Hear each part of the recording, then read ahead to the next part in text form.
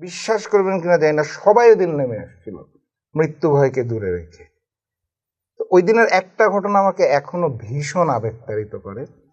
আমাদের সাথে একটা পথ শিশু ছিল, ছোট্ট সাইজ, এইটুকু, হাফ প্যান্ট পরা, গায়ে কোনো জামা নাই।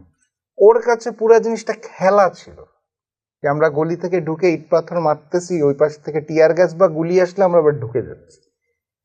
ওর কাছে পুরো জিনিসটা মনে হচ্ছিল a game, a part of game. তো ও আমাদের সাথে, ছেলেটার কত বয়স হবে? কত হবে, 6-7 ম্যাক্সিমাম। রাইট। সো ও একটা খেলা মনে করে পাথরের টুকরা নিয়ে মারতে মারতে পুলিশ পর্যন্ত চলে গেল। ও তো জানে না যে আমাদের সাথে আবার ঢুকতে হবে গলি।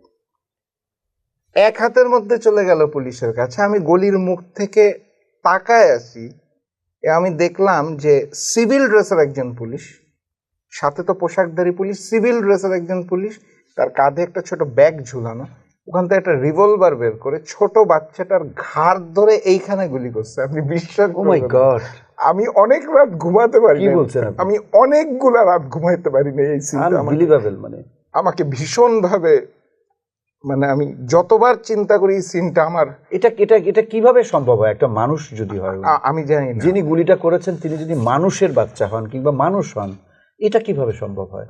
তার তো অন্তত আপনি যেভাবে বললেন যে ওর কাছে এটা খেলনা মনে হচ্ছে, এটা তো স্বাভাবিক।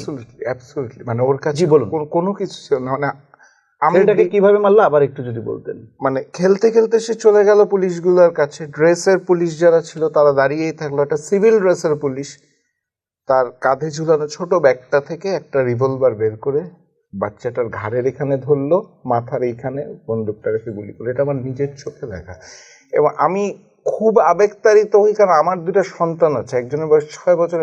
এই লোকটাকে কি পরবর্তীতে কোথাও দেখেছেন বা এর ছবি আছে? আমি আর পাই নাই, এবং বাচ্চাটা ওইখানেই পড়েছিল, ওর মগজ রক্ত ওই জায়গাটাতেই পড়েছিল।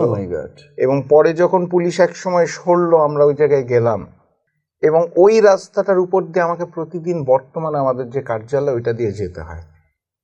মানে প্রতিটা দিন এই বাচ্চাটার মগজ এবং রক্ত যেই রাস্তাটায় পড়েছিল সেইটার উপর দিয়ে আমার গাড়িটা পাস করে, এবং আমার প্রতিদিন এই সিনটা চোখের সামনে ভাসে। এবং আমি যতবার এটা মনে হয়, আমার নিজেরও তো দুইটা ছোট ছোট বাচ্চা আছে, এই সিন আমি কানেক্ট করতে পারি যে এই জায়গাটায় আমার ছেলেটাও তো থাকতে পারত। রাইট, অবশ্যই। এই পথ শিশুর মতো অসংখ্য পথ শিশু আমাদের শহীদি তালিকায় নাই। অসংখ্য লাশকে গুম করে ফেলা হয়েছে, এবং এই বাচ্চাটার জায়গায় আমার বাচ্চাটাও থাকতে পারত। সো এই বাচ্চাটার মা তাকে পায় নাই, এরকম অসংখ্য মা সন্তানদের পায় নাই, অসংখ্য বোন তার ভাইদেরকে পায় নাই। আমি আসলে জানি না এই স্মৃতিগুলা নিয়ে বেঁচে থাকাটা কতখানি সহজ হবে আমাদের জন্য। আমরা যারা রাজপথে ছিলাম, আমৃত্যু এই স্মৃতিগুলো আমাদেরকে তাড়া করবে।